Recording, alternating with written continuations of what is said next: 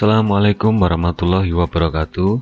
Selamat datang di video pembelajaran mata kuliah Kimia Analitik Kuantitatif Prodi Anafarma jurusan Gizi Poltekkes Kemenkes Malang. Pada video pembelajaran kali ini, pokok bahasan kita adalah tentang titrasi argentometri. Argentometri merupakan salah satu metode dalam analisis volumetri yang menggunakan prinsip reaksi pengendapan dengan melibatkan AgNO3 sebagai pereaksi, di mana jumlah analit dalam sampel ditentukan dengan mengukur peningkatan jumlah titran hingga mencapai titik akhir titrasi yang ditunjukkan dengan perubahan warna endapan ion Ag yang terbentuk. Terbentuk atau tidaknya suatu endapan dalam suatu reaksi dapat diperkirakan dari hasil perkalian konsentrasi ion-ion yang akan bergabung untuk membentuk suatu endapan, atau biasanya disebut dengan QSP, dan tentunya perkalian tersebut harus dipangkatkan dengan koefisien reaksinya. Jika nilai QSP suatu senyawa baru yang dihasilkan dari reaksi tersebut lebih kecil dibandingkan dengan nilai KSP senyawa tersebut, maka tidak akan terbentuk endapan. Hal ini disebabkan karena senyawa yang terbentuk belum jenuh dalam larutan. Selanjutnya, jika nilai QSP sama dengan nilai KSP senyawa tersebut, maka akan terbentuk larutan jenuh. Dan jika nilai QSP senyawa tersebut lebih besar dari nilai KSP-nya, maka akan terbentuk endapan. Untuk lebih memahami hal tersebut, di sini saya contohkan perhitungan reaksi antara AgNO3 dengan NaCl, di mana sebanyak 500 ml larutan AgNO3 1 kali 10 pangkat min 4 molar dicampur seluruhnya dengan 500 ml larutan NaCl 2 kali 10 pangkat min 6 molar. Apakah pada reaksi ini terbentuk endapan? Mari kita hitung sama-sama. Pertama-tama, mari kita lihat dulu nilai KSP dari endapan yang akan dibentuk, yakni KSP AgCl. Dari data diketahui bahwa KSP AgCl adalah 1,77 kali 10 pangkat min 10. AgCl ini terbentuk dari reaksi antara AgNO3 dan NaCl melalui ion Ag+ dan Cl-. Maka, untuk mengetahui apakah terbentuk endapan atau tidak, kita perlu menghitung nilai QSP dari AgCl tersebut melalui perkalian konsentrasi ion Ag+ dan Cl-. Untuk mengetahui konsentrasi ion Ag dalam campuran kedua larutan tersebut, kita bisa membagi jumlah mol ion Ag yang berasal dari larutan AgNO3 dengan volume total larutan tersebut. Jumlah mol ion Ag dapat diperoleh dengan mengkalikan volume larutan AgNO3 awal dengan konsentrasinya, yakni 500 ml kali 1 kali 10 pangkat min 4 molar. Dan selanjutnya, untuk mengetahui konsentrasi ion Ag dalam campuran larutan tersebut, maka jumlah mol ion Ag yang diperoleh tadi dibagi dengan volume total campuran larutan tersebut, yakni 1000 ml. Dari hasil perhitungan ini diperoleh hasil bahwa konsentrasi ion Ag dalam larutan tersebut adalah 5 kali 10 pangkat min 5 molar.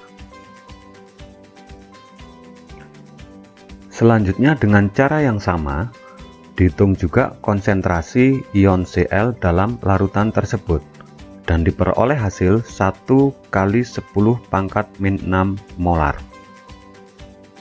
Selanjutnya, kita lihat reaksi ionisasi AgCl. Dari reaksi tersebut, dapat kita lihat bahwa koefisien reaksi masing-masing ion Ag dan Cl adalah 1. Maka, untuk mengetahui QSP AgCl, kita bisa langsung mengkalikan konsentrasi ion Ag dan Cl tersebut yang kita peroleh dari perhitungan sebelumnya, yakni 5 kali 10 pangkat min 5 kali 1 kali 10 pangkat min 6, dan diperoleh hasil 5 kali 10 pangkat min 11.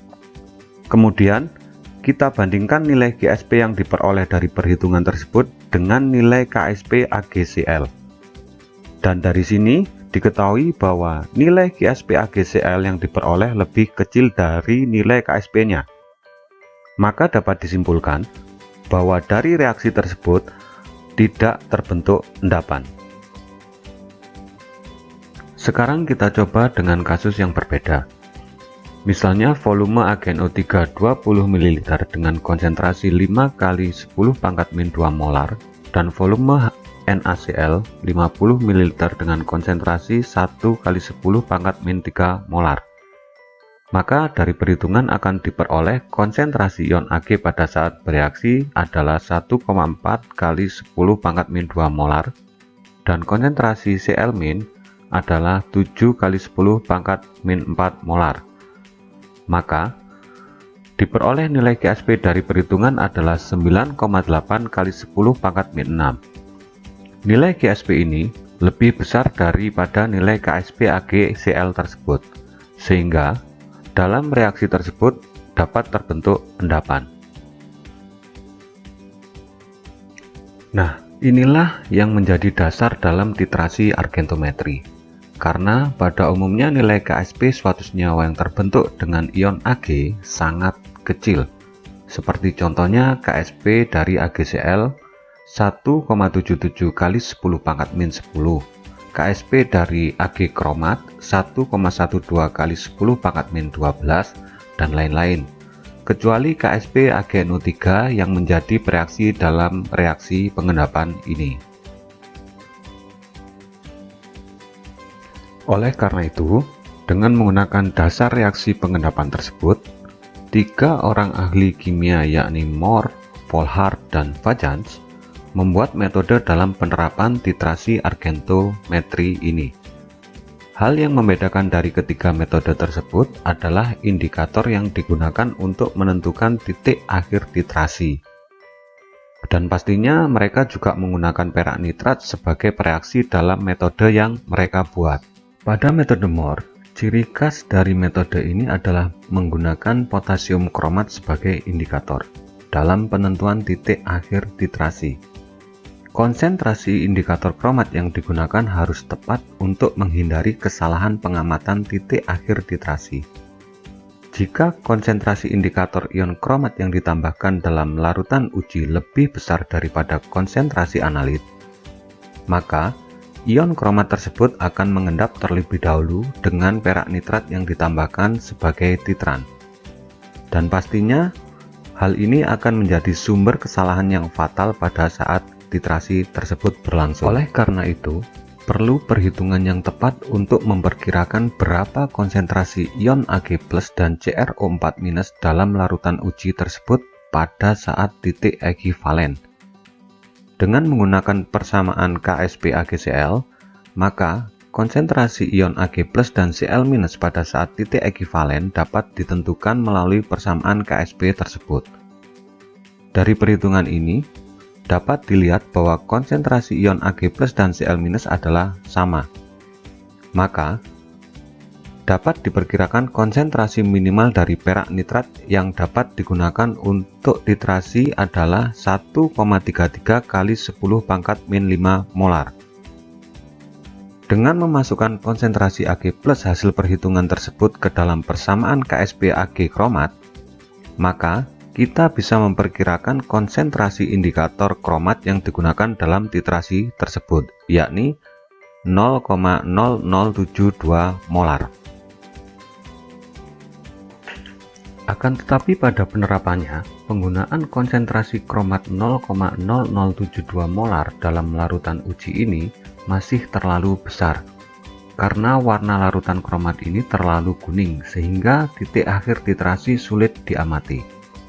Maka, dalam prakteknya biasanya digunakan konsentrasi yang lebih kecil, yakni 2,5 kali 10 pangkat min 3 molar.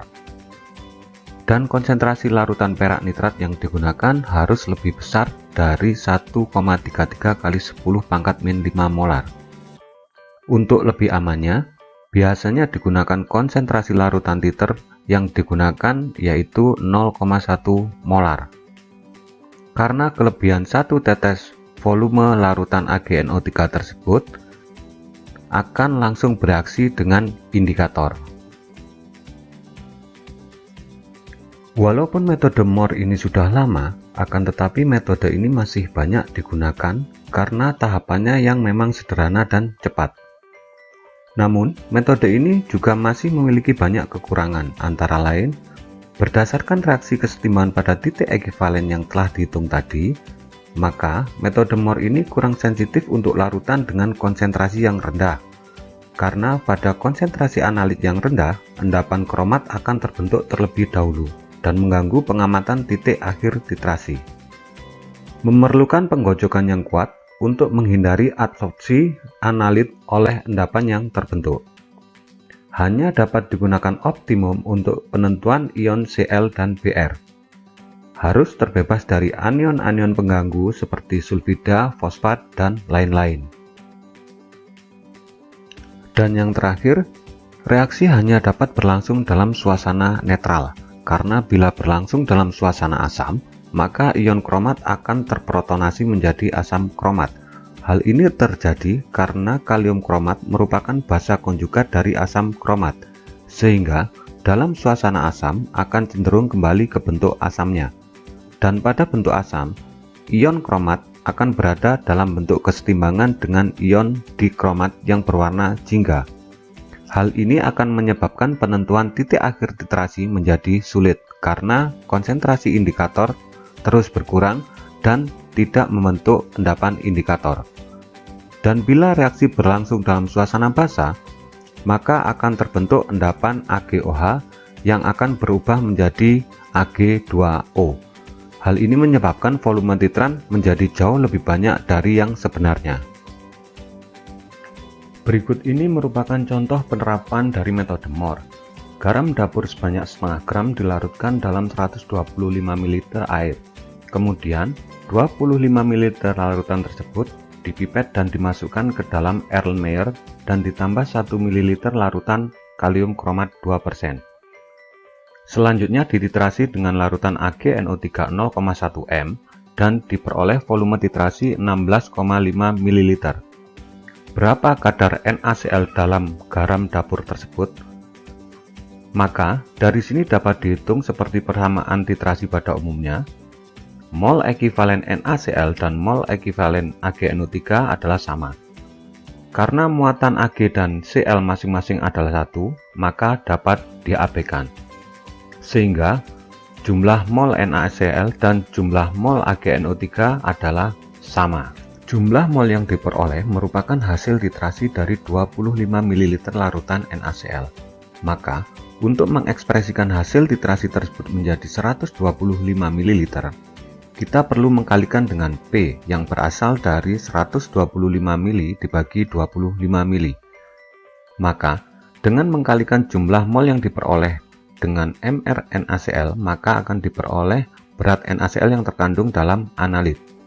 Selanjutnya, tinggal membandingkan berat NaCl yang terkandung dalam analit dengan berat sampel yang ditimbang, dan kemudian dikalikan dengan 100%, maka akan didapat persen kadar NaCl dalam analit, yakni 96,5%.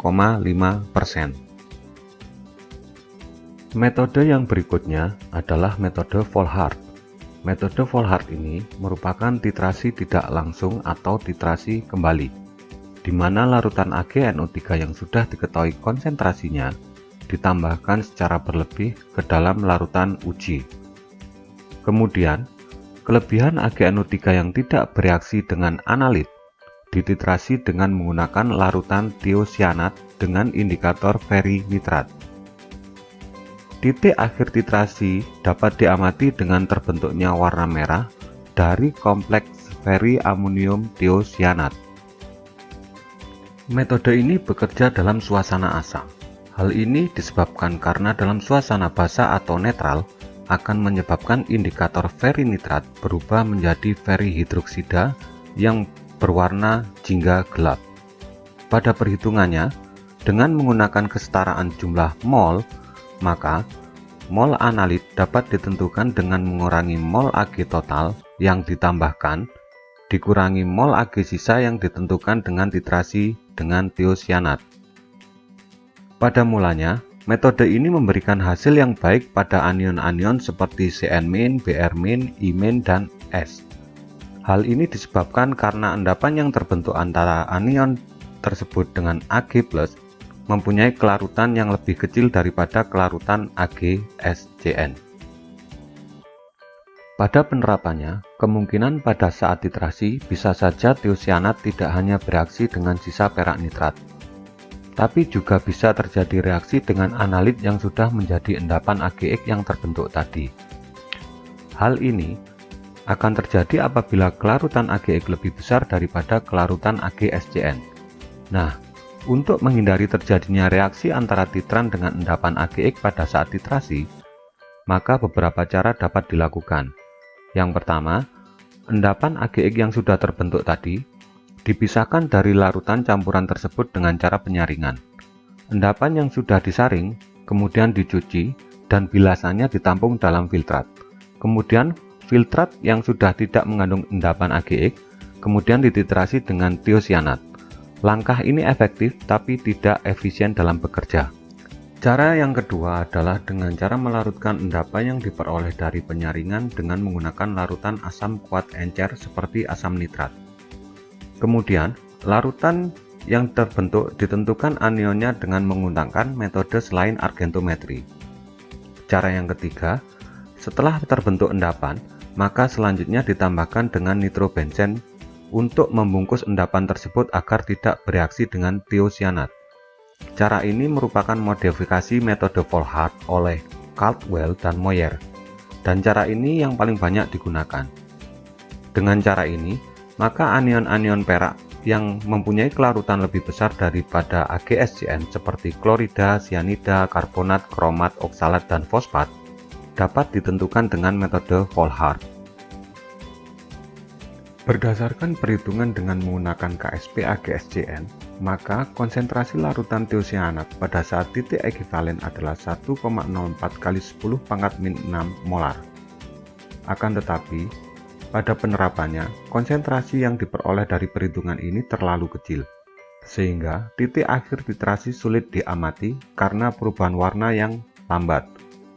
Oleh karena itu, pada umumnya konsentrasi tiosyanat yang digunakan sebagai titran adalah 0,1 molar, sehingga penambahan satu tetes larutan tersebut pada larutan uji akan menghasilkan konsentrasi yang lebih besar dari 1,04 kali 10⁻⁶ molar pada titik ekivalen.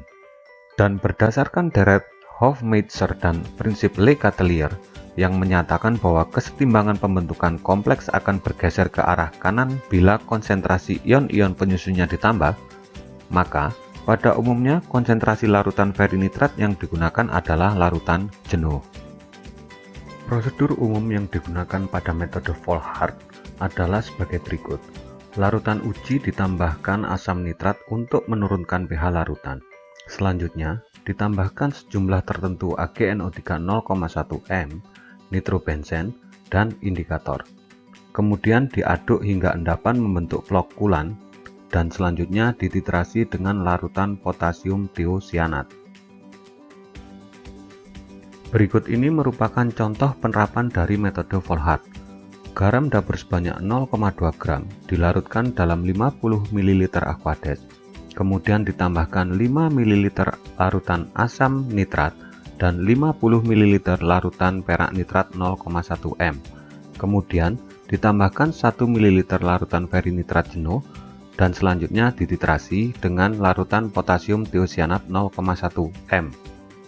Diperoleh volume titrasi 17 ml. Berapa kadar NaCl dalam garam dapur tersebut? Dengan menggunakan kesetaraan mol ekivalen, maka mol ekivalen NaCl sama dengan mol ekivalen perak nitrat dikurangi mol ekivalen potasium tiosyanat. Karena muatan masing-masing ion adalah 1, maka mol NaCl sama dengan mol perak nitrat dikurangi mol potasium tiosyanat. Sehingga dari persamaan kesetaraan mol tersebut dapat langsung diturunkan menjadi persamaan penentuan kadar NaCl dan diperoleh kadar NaCl 96,5%. Metode berikutnya adalah metode Fajans. Pada metode Fajans, titran yang digunakan adalah sama dengan metode Mohr, yakni larutan AgNO3. Akan tetapi, indikator yang digunakan adalah indikator adsorpsi. Indikator adsorpsi ini merupakan indikator yang dapat diserap oleh endapan dan pada umumnya menyebabkan terjadinya perubahan warna endapan. Indikator ini juga merupakan asam atau basa lemah yang dapat membentuk endapan dengan ion Ag+ yang terserap pada permukaan endapan perak analit. Karena indikator ini merupakan asam atau basa lemah, maka pada penggunaannya dapat disesuaikan dengan kondisi pH larutan uji agar titik akhir titrasi tercapai dengan akurat. Tabel berikut merupakan beberapa contoh indikator adsorpsi yang biasa digunakan pada metode Fajans. Fluoresensi bekerja pada pH 7-8, diklorofluoresensi pada pH 4-8, iosin pada pH 2-8, dan birobromfenol pada pH 3-8. Nah, bagaimana mekanisme penyerapan indikator pada permukaan endapan? Di sini saya contohkan penyerapan indikator fluoresensi yang disimbolkan dengan HFL pada permukaan endapan AgCl. Pada saat sebelum titik ekivalen, maka pada permukaan endapan AgCl yang terbentuk selama titrasi akan menyerap sisa-sisa ion Cl yang belum bereaksi dengan AgNO3, sehingga secara keseluruhan endapan tersebut bermuatan negatif. Selanjutnya, pada saat tercapai titik ekivalen, maka endapan tersebut tidak bermuatan karena ion Cl- dalam larutan tersebut sudah habis bereaksi dengan Ag+. Setelah titik ekivalen, maka penambahan AgNO3 akan menyebabkan endapan menyerap ion Ag+ pada permukaannya. Secara keseluruhan, endapan akan bermuatan positif. Selanjutnya, pada titik akhir titrasi, endapan yang bermuatan positif tersebut akan bereaksi dengan ion fluoresensi yang bermuatan negatif dan menghasilkan endapan berwarna dari AgFl yang terserap pada permukaan AgCl. Jadi, pada intinya, endapan analit yang terbentuk dengan perak nitrat akan menyerap endapan berwarna dari perak indikator yang terbentuk pada saat titik akhir titrasi. Titik akhir titrasi ini dapat diketahui berdasarkan 3 pengamatan, yakni endapan yang pada awalnya berwarna putih menjadi merah muda dan endapan kelihatan menggumpal. Berikutnya, larutan yang pada awalnya keruh menjadi lebih jernih. Dan yang terakhir, larutan yang pada awalnya kuning hijau menjadi hampir tidak berwarna. Metode ini juga mempunyai beberapa kelebihan, yakni yang pertama cepat dan akurat, dan yang kedua bisa digunakan dalam pH asam. Dan juga metode ini juga memiliki kekurangan, yakni penerapannya terbatas pada anion-anion yang bisa membentuk koloid dengan ion Ag seperti bromida, klorida, iodida, dan selenida. Demikian video pembelajaran tentang titrasi argentometri. Semoga bermanfaat dan dapat menambah wawasan Anda. Terima kasih atas perhatiannya. Akhir kata, wabillahi taufiq wal hidayah. Wassalamualaikum warahmatullahi wabarakatuh.